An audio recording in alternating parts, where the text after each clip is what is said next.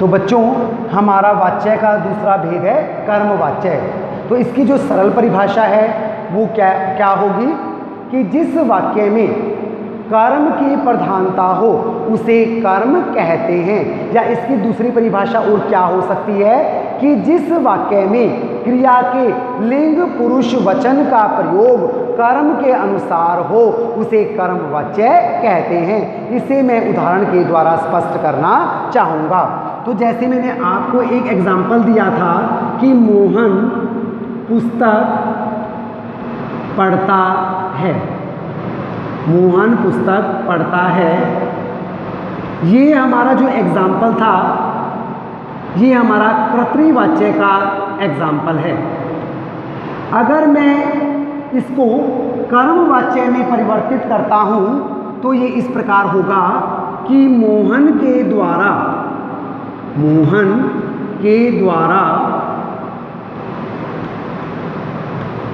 पुस्तक पढ़ी जाती है। तो बच्चों कर्तृवाच्य में तो कर्ता का प्रयोग क्रिया के अनुसार हुआ था, लेकिन इस कर्मवाच्य में जो क्रिया का प्रयोग होगा वो कर्ता के अनुसार न होकर कर्म के अनुसार होगा। देखो पढ़ता है हमारा पुल्लिंग, मोहन भी हमारा पुल्लिंग, पढ़ता हमारा एक वचन, मोहन भी हमारा एक वचन। यहाँ पर इस वाक्य का हमने कर्मवाच्य बनाया तो मोहन हमारा पुल्लिंग है लेकिन पढ़ी जाती है हमारा स्त्रीलिंग है। तो यहाँ पर जो क्रिया का प्रयोग हुआ है, जो क्रिया के लिंग का प्रयोग हुआ है वह कर्ता के अनुसार न होकर किसके अनुसार हुआ है? कर्म के अनुसार हुआ है। पुस्तक हमारा स्त्रीलिंग है इसीलिए क्रिया भी हमारी पढ़ी जाती है स्त्रीलिंग है। तो कर्तृवाच्य में क्रिया के लिंग का प्रयोग कर्ता के अनुसार हुआ, लेकिन कर्मवाच्य में क्रिया के लिंग का प्रयोग कर्ता के अनुसार न होकर किसके अनुसार हुआ? किसके अनुसार हुआ बच्चों? पुस्तक के अनुसार हुआ, अर्थात कर्म के अनुसार हुआ। तो यहाँ पर पुस्तक एक वचन है और पढ़ी जाती भी एक वचन है। तो आपको ये समझ में आ गया होगा कि क्या जो कर्मवाच्य होता है उसमें क्रिया के लिंग पुरुष वचन का प्रयोग कर्ता के अनुसार न होकर कर्म के अनुसार होता है।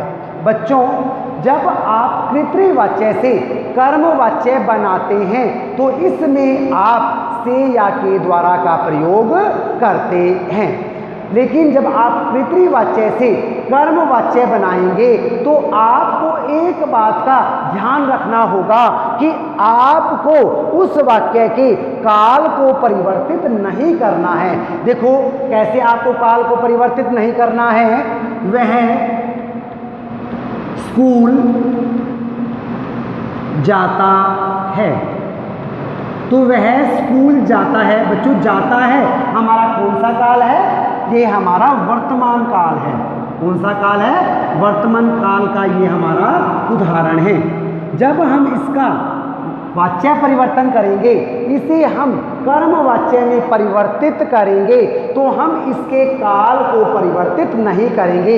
ये जाता है हमारा वर्तमान काल में है तो हम कर्मवाच्य को भी वर्तमान काल में ही परिवर्तित करेंगे। जैसे उसके द्वारा स्कूल जाया जाता है, तो ये स्कूल जाता है वर्तमान काल में है तो उसके द्वारा स्कूल जाया जाता है, यह कर्मवाच्य भी हमारा वर्तमान काल में है। इसी प्रकार अगर आपको कोई भूतकाल का उदाहरण दिया गया है तो आप इसे भूतकाल में ही परिवर्तित करेंगे। जैसे उसने खाना खाया, तो जो यह हमारा कर्तृवाच्य का जो उदाहरण है यह हमारा भूतकाल में है, खाना खाया।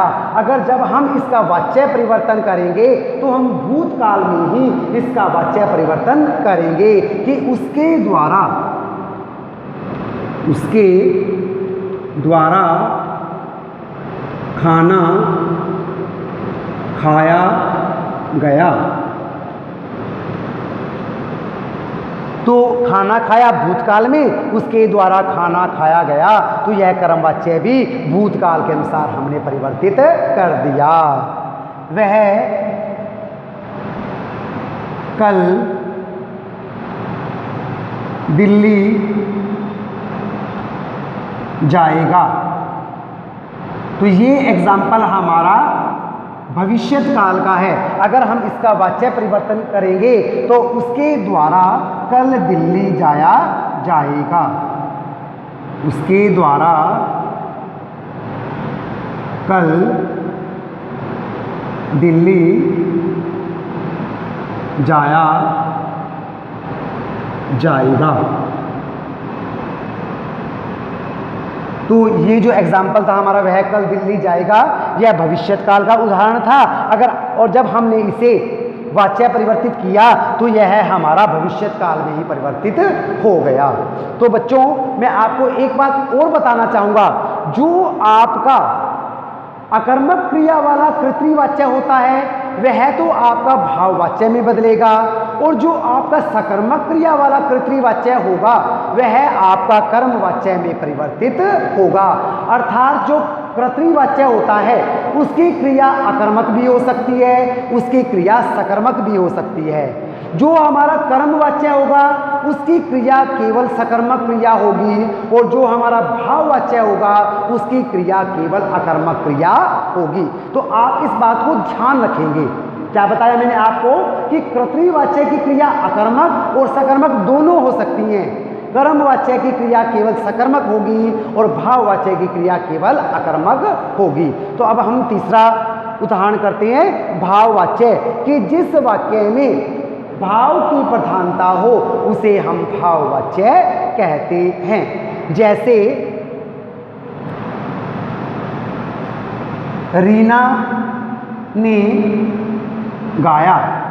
तो बच्चों, ये जो हमारा उदाहरण है ये कर्तृवाच्य का है। इस वाक्य में कर्म नहीं दिया गया है, अतः यह जो वाक्य है हमारा कर्मवाच्य में परिवर्तित न होकर यह हमारा भाववाच्य में परिवर्तित होगा। क्योंकि मैंने आपको अभी बताया कि जो अकर्मक क्रिया वाला कर्तृवाच्य होगा वो हमारा भाववाच्य में बदलेगा।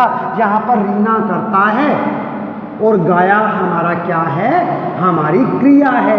इस वाक्य में कर्म नहीं है, इस वाक्य में केवल कर्ता है और क्रिया है, अतः यह भाववाच्य में परिवर्तित होगा कि रीना के द्वारा गाया गया, रीना के द्वारा गाया गया। इसी प्रकार वह नहाया, वह नहाया, इस वाक्य में वह करता है और नहाया क्रिया है, तो उसके द्वारा नहाया गया, यह भी हमारा भाववाच्य में परिवर्तित होगा। जिस वाक्य में कर्म दिया गया है वह कर्मवाच्य में परिवर्तित होगा, जिस वाक्य में कर्म नहीं दिया गया है वह भाववाच्य में परिवर्तित होगा। वह स्कूल जाता है में स्कूल कर्म है, कर्मवाच्य में बदल गया। उसने खाना खाया में खाना कर्म है, कर्मवाच्य में बदल गया। वह कल दिल्ली जाएगा, तो उसके द्वारा कल दिल्ली जाया जाएगा, इस वाक्य में ये कर्म है तो यह कर्मवाच्य में परिवर्तित हो गया। तो आपको ये समझ में आ गया होगा कि जिस वाक्य में कर्म होता है वह कर्मवाच्य में, जिसमें कर्म नहीं होता वह भाववाच्य में परिवर्तित होता है। तो बच्चों, कई बार हम थोड़ा सा कंफ्यूज हो जाते हैं कि कुछ वाक्य में पूरक शब्द दिए होते हैं और हम ये समझ बैठते हैं कि यह हमारा कर्म है। जैसे वे मैदान में खेलते हैं,